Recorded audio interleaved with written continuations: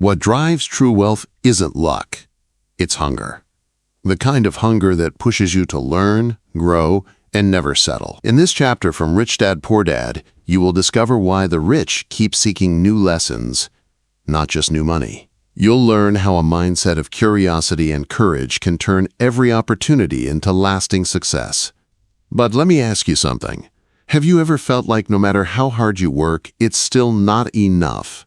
That may be the real difference isn't effort, but the desire to keep growing? This chapter reveals how that quiet hunger for more can turn ordinary days into extraordinary progress.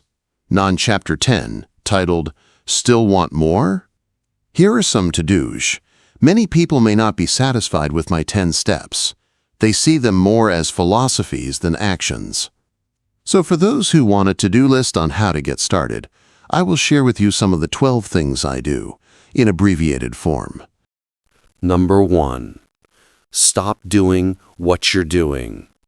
In other words, take a break and assess what is working and what is not working. The definition of insanity is doing the same thing and expecting a different result.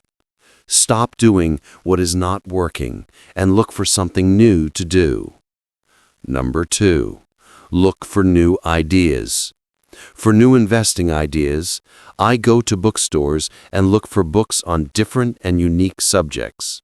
I call them formulas. I buy how-to books on a formula I know nothing about.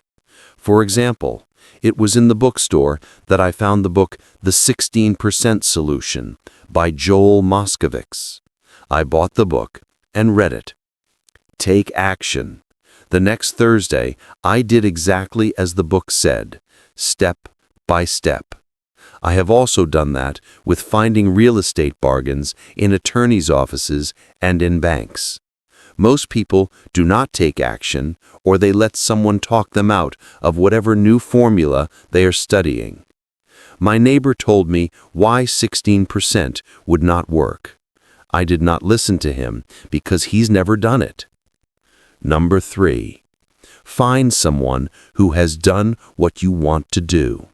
Take them to lunch. Ask them for tips, for little tricks of the trade. As for the 16% tax lien certificates, I went to the county tax office and found the government employee who worked in the office. I found out that she, too, invested in the tax liens. Immediately, she was invited to lunch. She was thrilled to tell me everything she knew and how to do it. After lunch, she spent all afternoon showing me everything. By the next day, I found 2 great properties with her help and have been accruing interest at 16% ever since. It took a day to read the book, a day to take action, an hour for lunch, and a day to acquire 2 great deals. Number 4. Take classes, read, and attend seminars.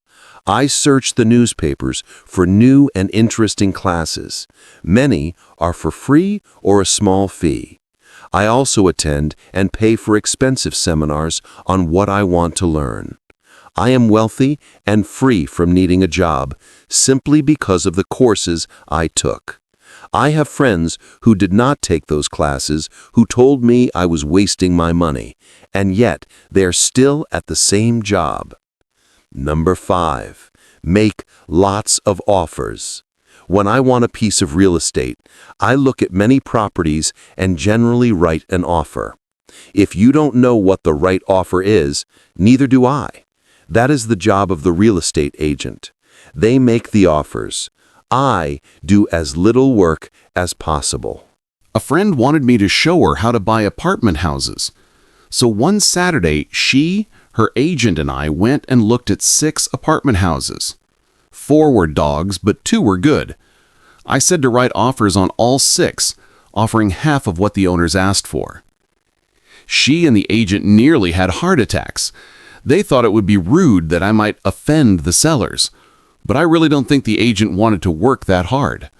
So they did nothing and went on looking for a better deal.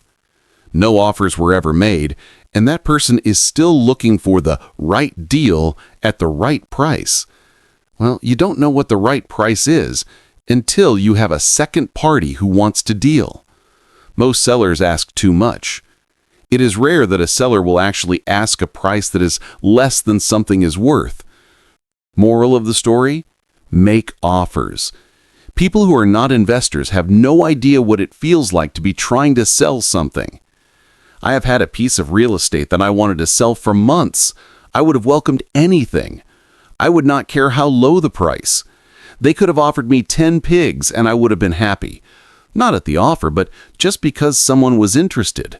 I would have countered, maybe for a pig farm in exchange, but that's how the game works. The game of buying and selling is fun. Keep that in mind. It's fun and only a game. Make offers. Someone might say yes. And I always make offers with escape clauses. In real estate, I make an offer with the words, subject to approval of business partner. I never specify who my business partner is. Most people do not know my partner is my cat. If they accept the offer and I don't want the deal, I call my home and speak to my cat. I make this absurd statement to illustrate how absurdly easy and simple the game is. So many people make things too difficult and take them too seriously. Finding a good deal, the right business, the right people, the right investors, or whatever, is just like dating. You must go to the market and talk to a lot of people, make a lot of offers, counteroffers, negotiate, reject, and accept. I know single people who sit at home and wait for the phone to ring, but unless you're Cindy Crawford or Tom Cruise, I think you'd best go to the market, even if it's only the supermarket. Search, offer, reject, negotiate, and accept are all parts of the process of almost everything in life. Next, 6. Jog, walk, or drive a certain area once a month for 10 minutes. I have found some of my best real estate investments while jogging. I will jog in a certain neighborhood for a year.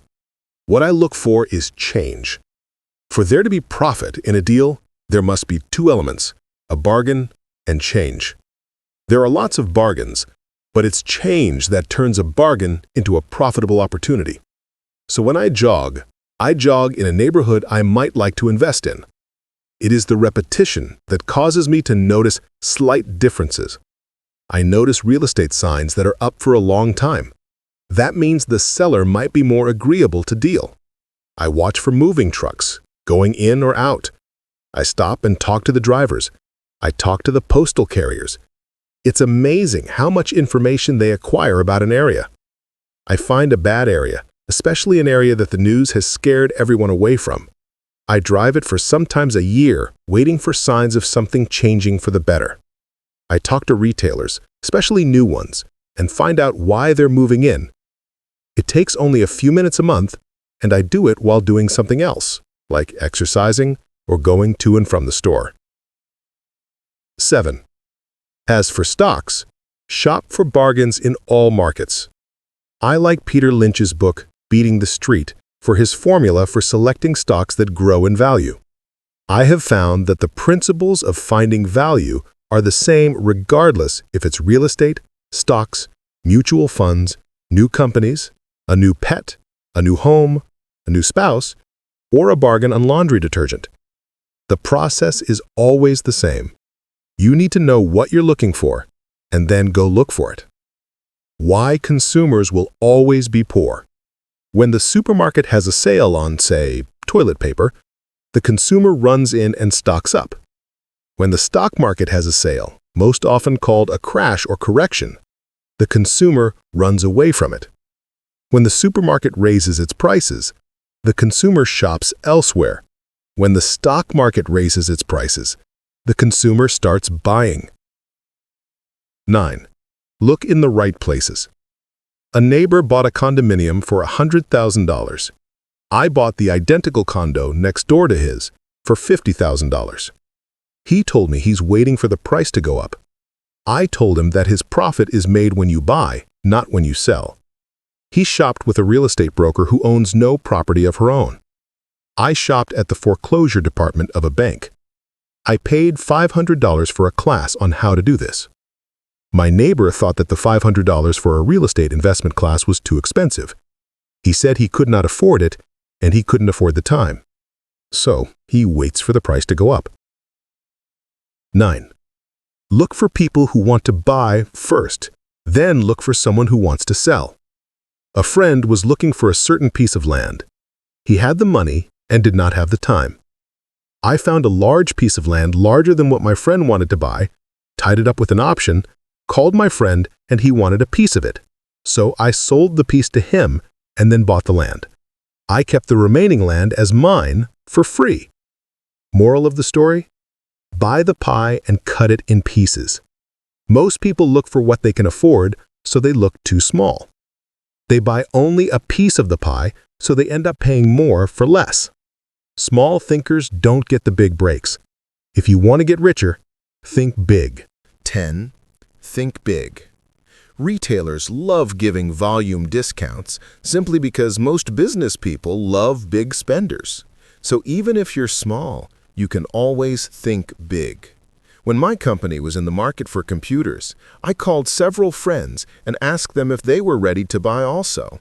We then went to different dealers and negotiated a great deal because we wanted to buy so many. I have done the same with stocks. Small people remain small because they think small, act alone, or don't act at all. Next, 10. Learn from history. All the big companies on the stock exchange started out as small companies. Colonel Sanders did not get rich until after he lost everything in his 60s. Bill Gates was one of the richest men in the world before he was 30. Next, 11. Action always beats inaction. These are just a few of the things I have done and continue to do to recognize opportunities. The important words being done and do. As repeated many times throughout the book, you must take action before you can receive the financial rewards. Act now. I would like to share a final thought with you. The main reason I wrote this book was to share insights into how increased financial intelligence can be used to solve many of life's common problems. Without financial training, we all too often use the standard formulas to get through life, such as to work hard, save, borrow, and pay excessive taxes. Today, we need better information. I use the following story as a final example of a financial problem that confronts many young families today. How do you afford a good education for your children and provide for your own retirement? It is an example of using financial intelligence instead of hard work to achieve the same goal. A friend of mine was griping one day about how hard it was to save money for his 4 children's college education. He was putting $300 away in a mutual fund each month and had so far accumulated about $12,000. He estimated he needed $400,000 to get 4 children through college. He had 12 years to save for it, since his oldest child was then 6 years of age. The year was 1991, and the real estate market in Phoenix was terrible. People were giving houses away. I suggested to my classmate that he buy a house with some of the money in his mutual fund. The idea intrigued him, and we began to discuss the possibility. His primary concern was that he did not have the credit with the bank to buy another house, since he was so overextended. I assured him that there were other ways to finance a property other than through the bank. We looked for a house for 2 weeks, a house that would fit all the criteria we were looking for. There were a lot to choose from, so the shopping was kind of fun. Finally, we found a 3-bedroom, 2-bath home in a prime neighborhood. The owner had been downsized and needed to sell that day because he and his family were moving to California where another job waited. He wanted $102,000, but we offered only $79,000. He took it immediately. The home had on it what is called a non-qualifying loan, which means even a bum without a job could buy it without a banker's approval. The owner owed $72,000, so all my friend had to come up with was $7,000, the difference in price between what was owed and what it sold for. As soon as the owner moved, my friend put the house up for rent. After all expenses were paid, including the mortgage, he put about $125 in his pocket each month. His plan was to keep the house for 12 years and let the mortgage get paid down faster by applying the extra $125 to the principal each month. We figured that in 12 years, a large portion of the mortgage would be paid off, and he could possibly be clearing $800 a month by the time his first child went to college. He could also sell the house if it had appreciated in value. In 1994, the real estate market suddenly changed in Phoenix, and he was offered $156,000 for the same house by the tenant who lived in it and loved it. Again, he asked me what I thought, and I naturally said sell, on a 1031 tax-deferred exchange. Suddenly, he had nearly $80,000 to operate with. I called another friend in Austin, Texas, who then moved this tax-deferred money into a mini-storage facility. Within 3 months, he began receiving checks for a little less than $1,000 a month in income, which he then poured back into the college mutual fund that was now building much faster. In 1996, the mini warehouse sold, and he received a check for nearly $330,000 as proceeds from the sale, which was again rolled into a new project that would now throw off over $3,000 a month in income, again going into the college mutual fund. He is now very confident that his goal of $400,000 will be met easily, and it only took $7,000 to start and a little financial intelligence. His children will be able to afford the education that they want, and he will then use the underlying asset wrapped in his C corporation to pay for his retirement. As a result of this successful investment strategy, he will be able to retire early. Thank you for reading this book. I hope it has provided some insights into utilizing the power of money to work for you. Today, we need greater financial intelligence to simply survive. The idea that it takes money to make money is the thinking of financially unsophisticated people. It does not mean that they're not intelligent. They have simply not learned the science of making money. Money is only an idea. If you want more money, simply change your thinking. Every self-made person started small with an idea, then turned it into something big. The same applies with investing. It takes only a few dollars to start and grow it into something big. I meet so many people who spend their lives chasing the big deal or trying to amass a lot of money to get into a big deal, but to me, that is foolish. Too often I have seen unsophisticated investors put their large nest egg into one deal and lose most of it rapidly. They may have been good workers, but they were not good investors. Education and wisdom about money are important. Start early. Buy a book. Go to a seminar. Practice. Start small. I turned $5,000 cash into a $1 million asset, producing $5,000 a month cash flow in less than 6 years. But I started learning as a kid. I encourage you to learn because it's not that hard. In fact, it's kind of easy once you get the hang of it. I think I have made my message clear. It's what is in your head that determines what is in your hands. Money is only an idea. There is a great book called Think and Grow Rich. The title is not Work Hard and Grow Rich. Learn to have money work hard for you, and your life will be easier and happier. Today, don't play it safe. Play it smart. Take action. The main reason people struggle financially is because they spent years in school but learned nothing about money. The result is people learn to work for money but never learn to have money work for them. Many of you were given two great gifts, your mind and your time. It is up to you to do what you please with both. With each dollar bill that enters your hand, you and only you have the power to determine your destiny.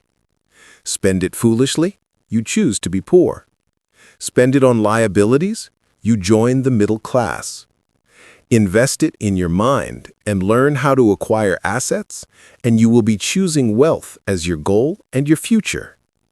The choice is yours and only yours. Every day, with every dollar, you decide to be rich, poor, or middle class. Choose to share this knowledge with your children, and you choose to prepare them for the world that awaits. No one else will. You and your children's future will be determined by choices you make today, not tomorrow. We wish you great wealth and much happiness with this fabulous gift called life. In the end, Rich Dad, Poor Dad isn't just about money, it's about mindset. It's about breaking free from the limits we were taught and learning to think differently about wealth, work, and freedom. The rich don't work for money. They make money work for them. So the real question is, will you keep chasing paychecks or start building assets? The choice is yours. Every decision you make shapes your financial future. Remember, financial freedom begins the moment you decide to learn, to act, and to never stop growing.